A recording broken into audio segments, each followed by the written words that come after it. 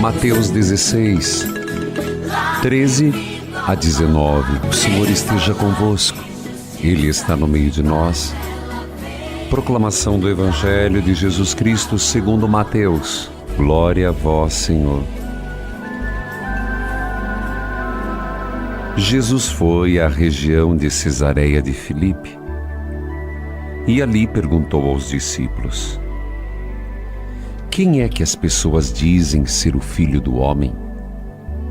Eles responderam: alguns dizem que é João Batista, outros Elias, outros ainda Jeremias ou algum dos profetas. E vós? Retornou Jesus: quem dizeis que eu sou?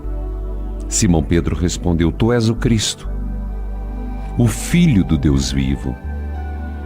Jesus então declarou: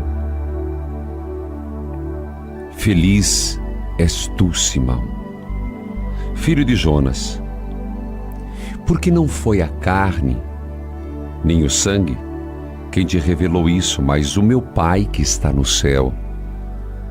Por isso eu te digo, tu és Pedro, e sobre esta pedra edificarei a minha igreja. As forças do inferno não poderão vencê-la. Eu te darei as chaves do reino dos céus. Tudo o que ligares na terra será ligado nos céus, e tudo o que desligares na terra será desligado no céu. Palavra da salvação. Glória a vós, Senhor.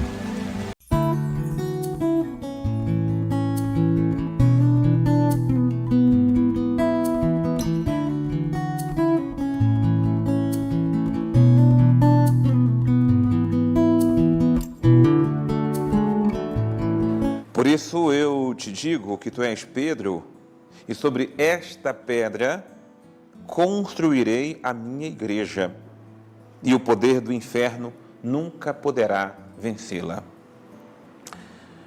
Nós temos hoje a graça de celebrarmos os apóstolos Pedro e Paulo. Dois homens com fraquezas, dois homens limitados, mas dois homens que se abriram para a graça de Deus e se tornaram instrumentos da salvação de Deus.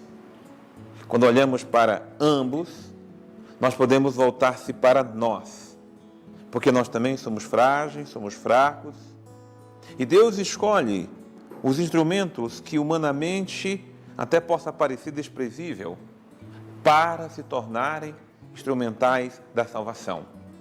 Como Deus precisou de Pedro, como Deus precisou de Paulo, com as riquezas de cada um, com os limites de cada um, e tornou os instrumentos da sua graça, o olhar de Deus também se volta para nós.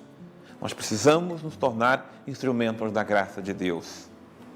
Pedro, aquele pescador impulsivo, um líder nato, mas ao mesmo tempo muito fraco, pusilânime, dizia uma palavra, encorajava, mas depois era o primeiro a desanimar, negou Jesus, mas foi muito amado, foi pedra escolhida.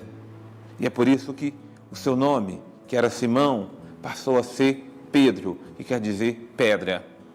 E sobre esta pedra, que é Pedro, sobre a profissão de fé de Pedro, ele que proclamou Jesus como Cristo, o Filho do Deus vivo, é que o Senhor edifica a sua igreja. Ora, a igreja de Cristo é fundamentada na fé de Pedro, mas Pedro constitui aquele que é o primeiro escolhido para também cuidar dessa igreja. Porque a igreja é conduzida pelo próprio Cristo, ele é a cabeça da igreja, mas a cabeça quis contar com instrumentos humanos como eu, como você. E cada um na sua função, cada um na sua responsabilidade, cada um na sua missão.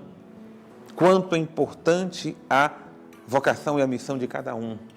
Mas hoje eu olho para a vocação de Pedro, o líder, eu olho para a vocação de Pedro, aquele que foi o pai primeiro da nossa fé, como aquele que primeiro professou a fé, para dizer que a nossa igreja, ela caminha na unidade com a cabeça, que é Cristo, e com sua cabeça humana, que é Pedro. Pedro para nós hoje é Francisco, o sucessor de Pedro, como todos os outros papas que vieram anteriormente, com toda a importância que tem para que a igreja construída sobre ele não seja jamais vencida pelas portas do inferno. A igreja que tem Pedro tem Paulo, com todo o seu ardor missionário, o Paulo convertido, o Paulo que se rendeu à fé, o Paulo que se rendeu a Cristo, e uma vez rendido a Cristo, vencido por Cristo, se tornou um homem cheio do Espírito Santo. Ele levou a tantos corações a mensagem do Evangelho, e ela chegou a nós pela ousadia de Paulo e pela entrega de Pedro. Celebremos hoje nossa fé católica, celebremos hoje a unidade da nossa fé, celebremos hoje a comunhão com a única igreja fundada por Jesus, sacramento necessário, essencial e fundamental para a nossa salvação. Celebremos Pedro, celebremos Francisco, aquele que é o Pedro de nós, o Pedro para nós nos dias de hoje, aquele que nos conduz para a unidade da igreja. Sejamos Pedro, construindo unidade, sejamos Paulo, levando a missão do Evangelho, a palavra do Evangelho a todos os corações. Deus abençoe você.